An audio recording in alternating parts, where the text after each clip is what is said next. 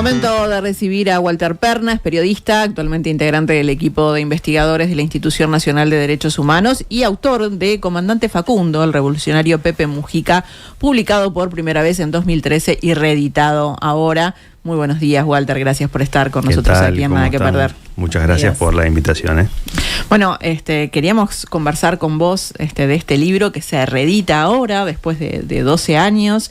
Este libro recorre desde la infancia de José Mujica, cuando muere su padre, hasta el histórico acto del 26 de marzo en el Platense Patín Club, el 17 de marzo del 85, a una semana de su liberación. Bueno, ¿cómo surge esta idea, ¿no?, de escribirlo? Primero que nada, comencemos por allí, si te parece. Bueno, lo primero que les quiero decir es que esta es una edición homenaje, es el lanzamiento de una edición homenaje. Sabemos todos la situación que está atravesando Mujica, muy, muy triste. Sabemos que es el final de su vida. Y bueno, esto es un homenaje que la editorial y naturalmente el autor quiere hacer con este libro, que tiene sus años, como decís vos, y que se editó por primera vez en 2013 y llevó 5 años de investigación. No, a tu pregunta de cómo arrancó la idea, sobre todo, es que por ahí por 2008, 2007, 2008, la verdad que yo me hacía muchas preguntas sobre Mujica, ¿no? Con sinceridad, con las preguntas que se hace un periodista sobre alguien, sobre un personaje, sobre alguien que viene creciendo, sobre el encanto de Mujica con la gente, sobre si hablaba así porque era una moda de pararse como para poder conquistar el voto, si eso era auténtico. Realmente me hacía un montón de preguntas. ¿Cómo es que hace para hablarle a un niño y hacerlo reír y pararse mañana ante un científico y poder tener una charla mano a mano, o como un estadista cualquiera, y poder ubicarse en distintos ámbitos y siempre ser como un imán para el resto de las personas o para quien conversa con él? La verdad que me llamó mucho la atención y quise saber de dónde venía, y por eso empecé a investigar desde la infancia mismo, ¿no? Y el libro arranca ahí. Sé más datos, pero en realidad arranca cuando se muere el padre, ¿no? Él tiene 8 años y bueno, queda huérfano de padre y tiene que, junto con su madre, ya con esa edad, tienen que comenzar a trabajar. ¿Y por qué elegís ese periodo en particular? Para arrancar, bueno, porque justamente si no le hubieran pasado las cosas que le pasaron en la infancia, Mujica no sería Mujica. Y ahí va el punto. Eso da la investigación. Una investigación de 5 años donde hay fuentes de todo tipo, hay más de 30 entrevistas, pero la verdad que es muy grande la cantidad de información documental que hay en diarios, no solamente diarios de la época, en entrevistas de él, no sé, un sinfín de libros que hubo que repasar para ver. Y ahí, en esa infancia, con la muerte del padre, él, bueno, comienza a dar una mano en el trabajo. Vive en un barrio muy particular que es el Paso de la Arena. Algunos pueden llamarle que es rural, o es semirural o es semiurbano, está ahí, ¿no?, en el medio. Él vive en un lugar de media hectárea, que es como una pequeña quinta, ¿no? Y ahí, bueno, es donde comienza a cultivar las flores, es donde empieza a dar una mano a la madre justamente vendiendo esas flores, porque ve cómo los japoneses, que hay varios, o sea, la migración japonesa en el Paso de la Arena fue muy grande en determinado momento, y ellos se dedicaban al cultivo de flores, son quienes le enseñan a cultivar las flores. Y bueno, por ahí en el libro se cuenta, ¿no?, que los cartuchos a las calas, se le puede llamar de las dos maneras. Para los que no saben, esa flor blanca que tiene un pistilo amarillo, crece en todos lados, es lo que le dice la familia. Crece como del pantano, como a la vera de cualquier arroyo o lugar donde hay humedad, y tenés la suerte de que te crezcan, te crece. Y eso le pasaba a Mujica en el fondo de la casa, y dice, bueno, vamos a promover esto y vamos a vender esto. Y así es como arranca con el tema de las flores, desde ahí. Y ahí hay que ir a las bases para conocer después, porque le vas a ver cortar flores toda la vida, Mujica.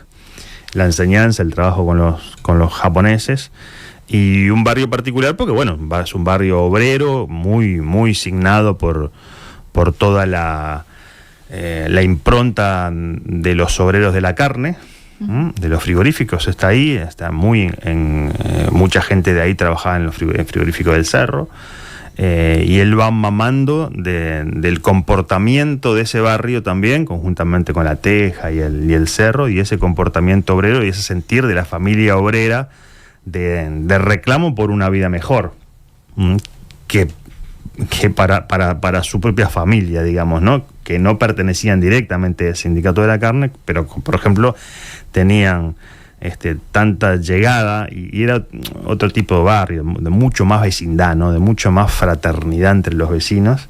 Él en tiempos de relativa, digo hambre, pero en realidad él nunca dejó de comer. Eso es otra realidad, y él lo dice, ¿no? La madre lo pudo alimentar siempre, y su esfuerzo también logró que él y su hermana se pudieran alimentar. Pero bueno, como en las familias de bajos ingresos hay momentos más complejos que otros, y alguna vez algún obrero de la carne le prestó una tarjeta para que pudiera ir a retirar carne al frigorífico, a nada, lo pagaba el obrero, digamos, al final del mes después lo pagaba a bajo costo. Entonces todas esas cosas son las que van nutriendo un Mujica luchador por las clases más necesitadas, y ya más de adolescente metiéndose ya en la política. De eso podemos hablar también. Sí, antes de justamente de entrar en esa trayectoria que pasa por distintos ámbitos, ¿no? Estudiantil, sindical, político, partidario, preguntarte, así como están las raíces que tienen que ver con el barrio, el nivel socioeconómico de ese barrio, las características,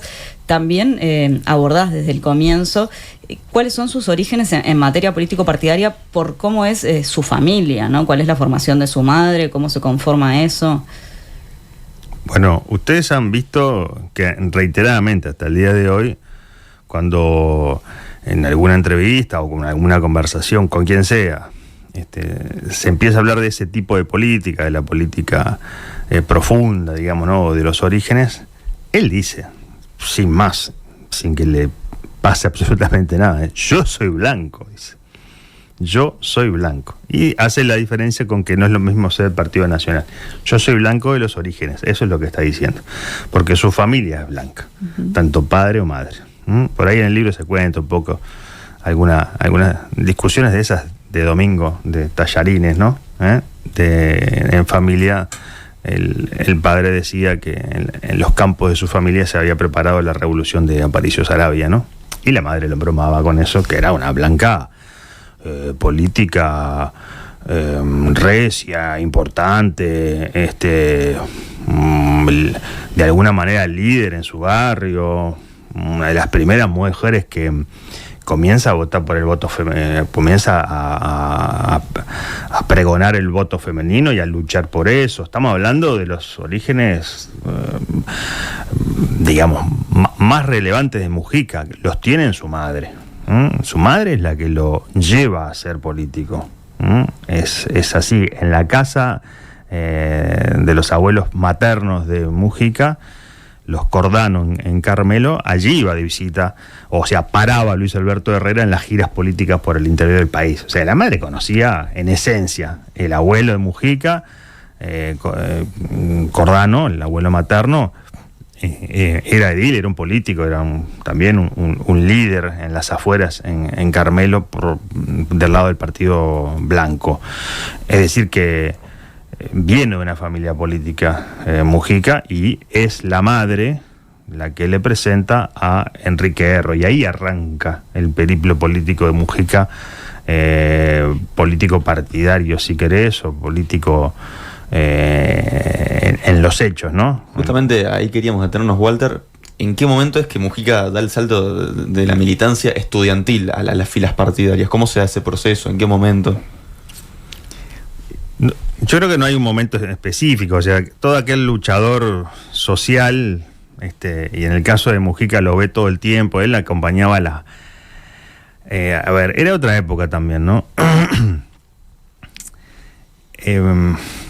El Cerro, para comunicarse, para, por ejemplo, comunicar que había que reunirse en asamblea los sindicatos de la carne, que había un problema, que había que ir al lugar a discutir o había que entablar una marcha, que salía en el momento, tenía un mortero, se disparaba un mortero que resonaba y que aquellos, todos los trabajadores, pero no solamente los de la carne, que veían que se había lanzado el mortero, sabían a dónde tenían que ir.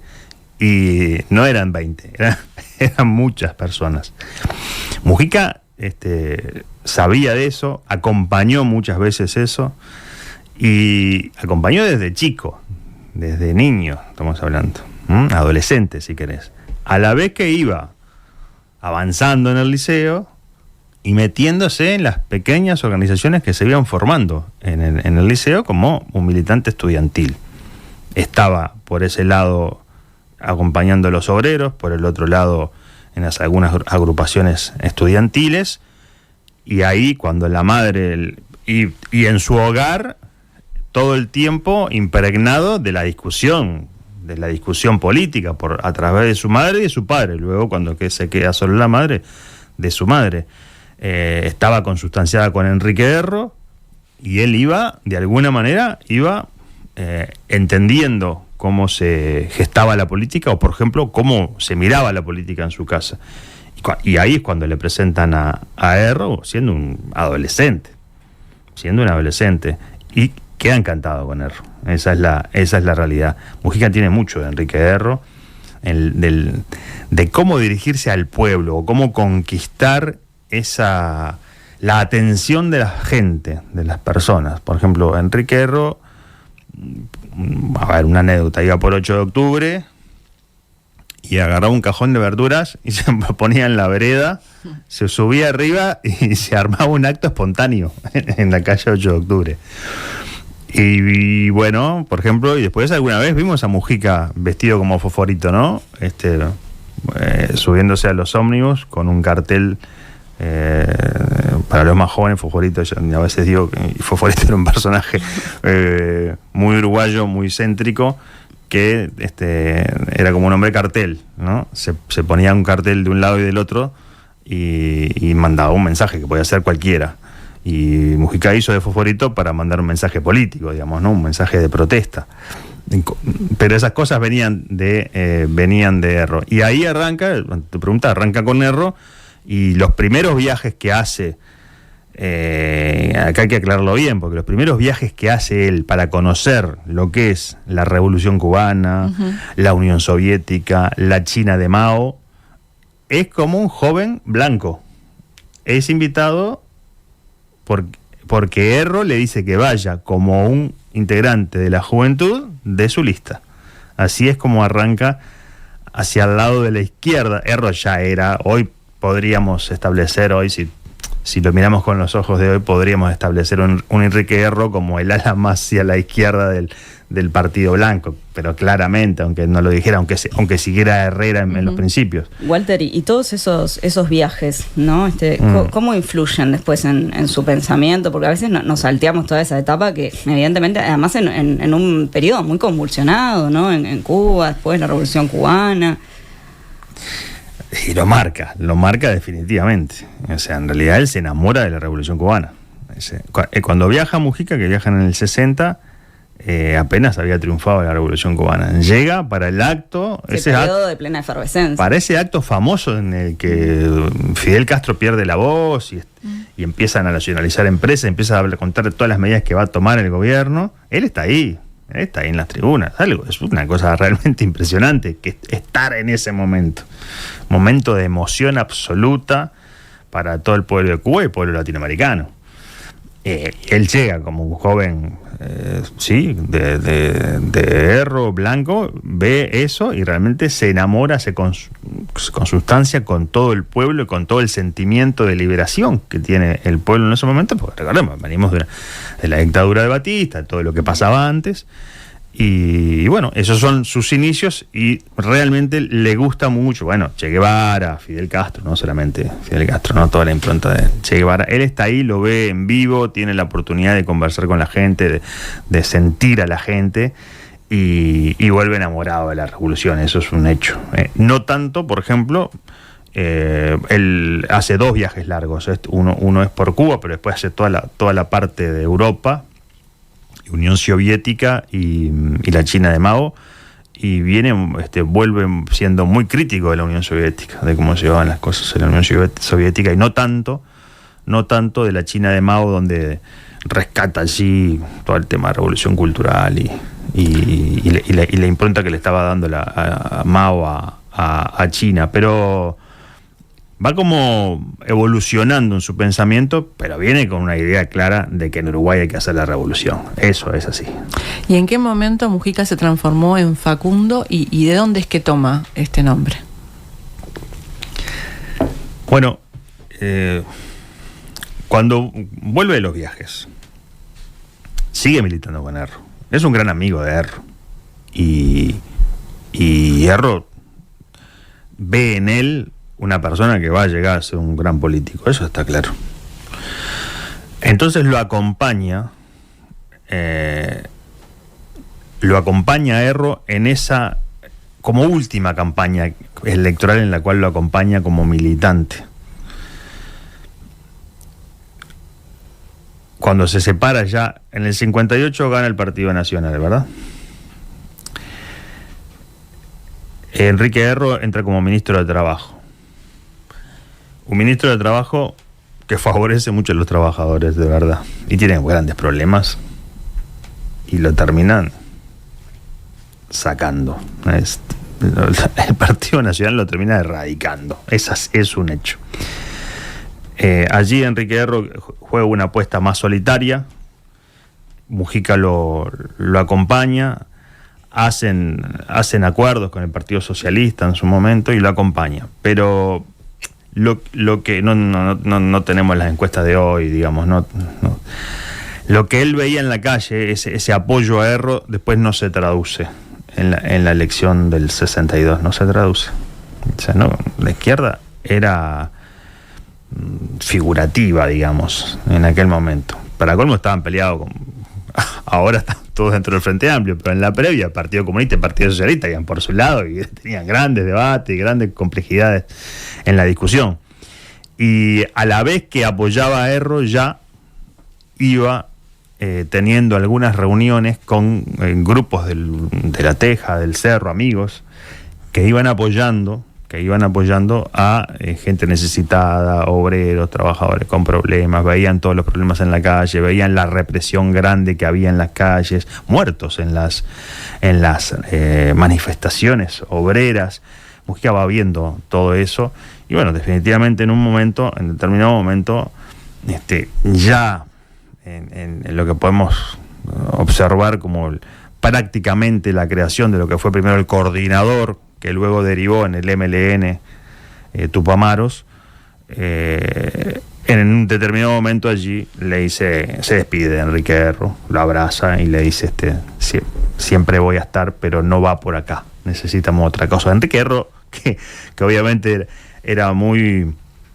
tenía un olfato muy grande y era un gran lector de la realidad, sabía en lo que ya estaba Mujica y en lo que se venía gestando, y da el apoyo. Y le dice, siempre puedes contar conmigo. Le hablaba a ese militante, le hablaba a ese muchacho que lo había acompañado, pero también le estaba hablando a alguien que sabía que se iba a meter en algo grande, que era la revolución, y Erro le da ese respaldo.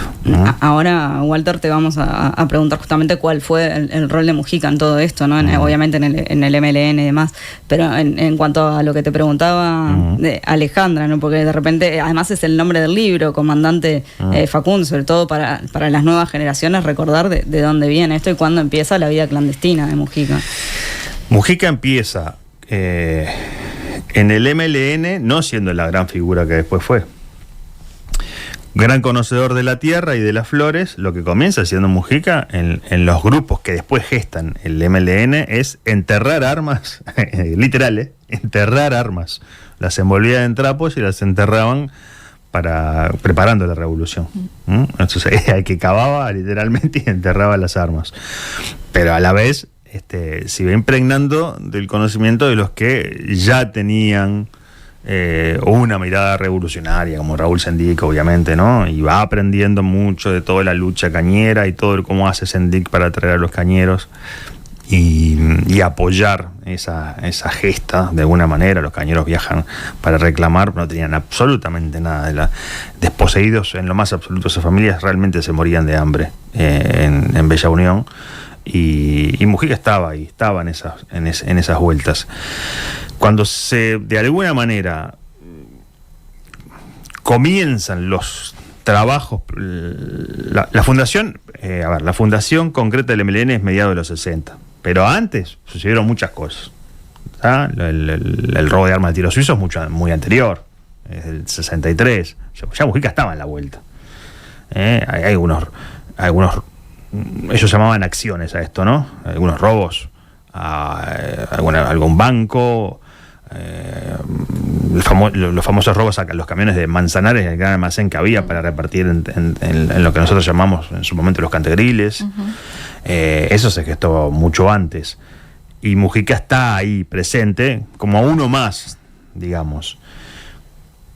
En el 64 es que el MLN no tenía una organización centralista, o en los inicios no era así. No era que desde arriba te dijeran vos haces A, vos haces B, vos haces C. Había pequeños grupos, células, pequeños grupos que iban realizando acciones.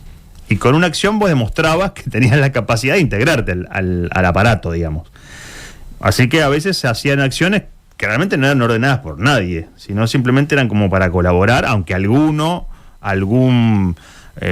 persona de perfil más alto desde el punto de vista revolucionario podía estar al tanto. Y Mujica ingresa en eso. En el 64 intentan hacer un robo que les sale muy mal. Van a robar a un contador que salía con la plata de una empresa y sale todo mal. Sale horrible, todo mal, y cae preso. Es su primera prisión. Y el conocimiento de lo que es estar encerrado, estar en la cárcel, ser torturado y conocer la vida en la cárcel de los presos. Le sirve muchísimo a Mujica todo eso. Cuando sale, ya sale para hacer, con una decisión de ya integrarse definitivamente a la revolución. Es decir, es al revés. Se podía haber aplacado la tortura, el encierro, lo podía haber aplacado. Podía haber dicho, bueno, listo, esto no es para mí. Pero sin embargo, es todo lo contrario. Redobla la apuesta y dice, es por acá el camino. Y ahí es cuando definitivamente, comienza a participar de otra manera en la fundación del MLN Tupamaros. Y hay una columna, que es la columna 10, que es la que de alguna manera él va a liderar. Cuando vos estás en la revolución, tenés etapas. Puedes ser colaborador, puedes estar más metido, de alguna manera, y en algunos momentos puedes estar clandestino. Te están buscando, quiere decir. Y te tenés que esconder. En ese juego de distintas personas que participan de distinta manera de la revolución o del armado de la revolución, de la preparación de la revolución, hay nombres de guerra, si se quieren, o nombres de revolucionarios que no son los propios. Entonces ahí claro. Mujica toma el de Facundo, que es Facundo el argentino, Facundo Quiroga, digamos, ¿no? Es un nombre muy fuerte para tomarlo, o sea, no tomo cualquiera, es un nombre muy fuerte para tomarlo. Y bueno, creo que cumplió con creces desde el punto de vista revolucionario y después desde el punto de vista político, ¿no? Vos hablabas, Walter, ahora de la primera experiencia de Mujica en prisión, pero si avanzamos un poco en el tiempo, ¿cómo son esos años en los que Mujica pasa un largo periodo en prisión? Bueno, ahí ya nos vamos al tema cuando ya Mujica está detenido. El MLN pierde revolución, está claro, ¿no? En el 72 está desbaratado el MLN ya. Y Mujica es uno de los últimos que cae preso. Tiene un grupo al que le llaman de los 30 o 40. Son de los últimos que en Montevideo se pueden esconder. Se esconden en unos campos muy, muy cercanos a donde él vivía, en el Paso de la Arena. Obviamente están entre los árboles, no pueden es invierno, no pueden calentarse, pues no pueden hacer fuego, pues se delatarían. Viven a monte. Y él salía en su bicicleta, porque fue ciclista, y conseguía y volvía con cosas para comer para el resto que estaba ahí, que no podía salir. Había alguno que estaba maltrecho o herido, y él siempre conseguía entre algunos gente que conocía, o sea, voy a volver con chorizos o con vino o con pan.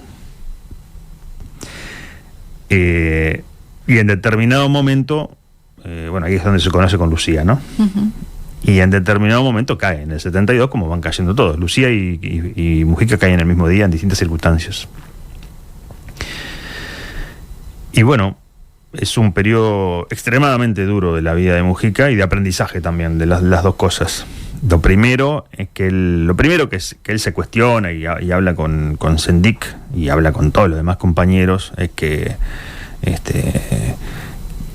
han cometido un error gravísimo, que habían luchado como reflejo de lo que se podía venir, que era un golpe de Estado. Ya después del golpe de Estado de Brasil, ellos lo vivían como una amenaza de golpe de Estado. O sea, habían preparado y habían llevado adelante una revolución como respuesta al golpe de Estado, y ahora, cuando el golpe se venía de verdad, el MLN estaba totalmente desbaratado y todos estaban presos. Eso es lo que él no se perdona, le dice a Sendik: no nos podemos perdonar esto. Cuando el pueblo nos precisa afuera, estamos todos presos, no lo hicimos bien. Así es como arranca. Se fuga 2 veces Mujica de la cárcel, ¿no? Se fuga en el 71, en la gran fuga del penal de Punta Carretas.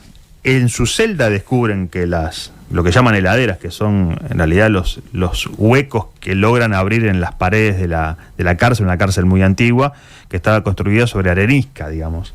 Entonces raspando las uniones de los ladrillos, sacaban entera un bloque de varios ladrillos, como de 6 u 8 ladrillos, ahora no recuerdo, pero sí pasaba una persona.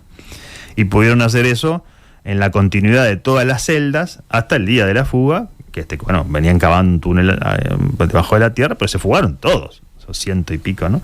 Es récord, o fue récord en su momento, creo que después fue superado. Tiene esa vivencia y tiene otra fuga posteriormente, lo vuelven a detener y se vuelve a fugar por las cloacas. Esa vez hicieron toda una puesta en escena yendo al dentista de la cárcel, y se van por el desagüe, ¿no? Se van todos por la cloaca directamente y caen directamente a los caños máximos, y con mierda hasta las orejas, porque así es como caen y así como se vuelven a fugar. Y la tercera vez que lo detienen ahí es cuando definitivamente ya vive todos esos años en la cárcel. Y bueno, él mismo lo dice todo el tiempo, ¿no? La propia dictadura los quiso matar al principio, después los quiso volver locos a todos, y los convirtió en rehenes, y le dio de esa manera una relevancia mucho mayor de la que tenían dentro del movimiento revolucionario a Mujica. Cuando sale, Mujica sale como un gran líder. Es uno de los 9 rehenes: Sendik, Engler, Fernández Huidobro, Rosenkopf, Manera, Mujica, Zabalza, y Guasa. Uh-huh. Y cuando, todo el periplo él prácticamente no lo vive en una cárcel, lo vive en distintos cuarteles sufriendo las peores torturas, incluso en las peores circunstancias probablemente hayan sido cuando tuvo que estar como debajo de la tierra, y han hecho un pozo específico para ponerlos debajo de la tierra, con humedad, con todo. Cuando salían, no podían ir al baño porque los mataban a golpes. Uh-huh. Y ahí hay una gran lucha de la madre, que es una lucha que vive y que le gana a Gregorio Álvarez, al mismísimo luego dictador Gregorio Álvarez, para conseguirle una pelela a Mujica, que le permite orinar dentro de la cárcel. Después se convierte en un gran trofeo eso, porque cuando pasa al penal de Libertad, ya sobre el final, él cultiva caléndulas en esa pelela rosada con patitos azules, y cuando sale, el día que le toca salir, está floreciente de caléndulas, y la levanta como un trofeo. Es un gran trofeo de haber soportado todo lo que soportó en la cárcel, que que hasta él mismo lo dice, se pudo haber vuelto loco, estuvo mal en algún momento, por esa razón. Walter, para cerrar, porque como decíamos al arranque, esto es muy extenso y obviamente se podría hablar horas, pero bueno, tenemos que ir concretando. Pero elegís cerrar con un epílogo con distintos fragmentos de discursos y demás de Mujica hacia la juventud. ¿Por qué esta decisión? Bueno, esto va de la mano con que esta es una edición homenaje a Mujica. Y en realidad aquellas preguntas que yo me hacía ya por el 2007, 2008, de por qué era así, que había que investigar para saber cómo es que este hombre logra hacer estas cosas, luego la propia investigación las va revelando, pero cuando se publica el libro, Mujica estaba en la presidencia de la República y allí sucede algo muy importante, ¿no? Él se convierte en lo que algunos pueden llamar rockstar, ¿no? Él se convierte en un personaje universal. Ya no es el Mujica al que se conoce en Uruguay, un poco en Argentina, un poco en Brasil. No.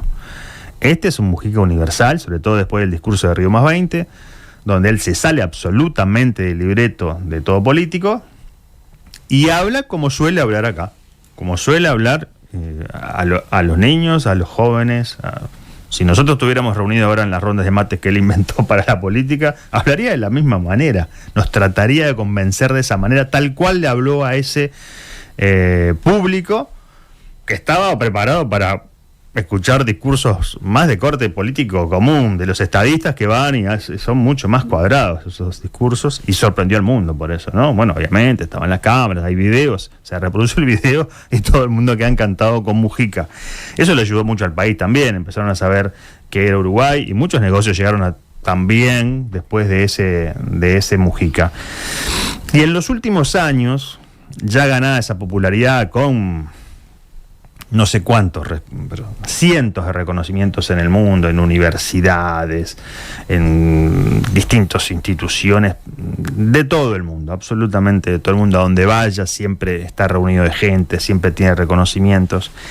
Pero lo que sí sé que a él le gustaba más, y también como tuve oportunidad de observar, que la reacción de los jóvenes es la que más logra enamorar Mujica. Increíble, ¿no? Porque es como el viejo que logra enamorar a esos jóvenes que lo escuchan con mucha atención, que lo viven con pasión. Y es lo que Mujica quiere despertar, porque ve, creo yo, eso es un análisis personal, ve en esos jóvenes con pasión lo que él vivió en su momento, esa pasión por la revolución, esa pasión por ayudar, esa pasión por lograr que la gente saliera adelante, la ve en esos jóvenes.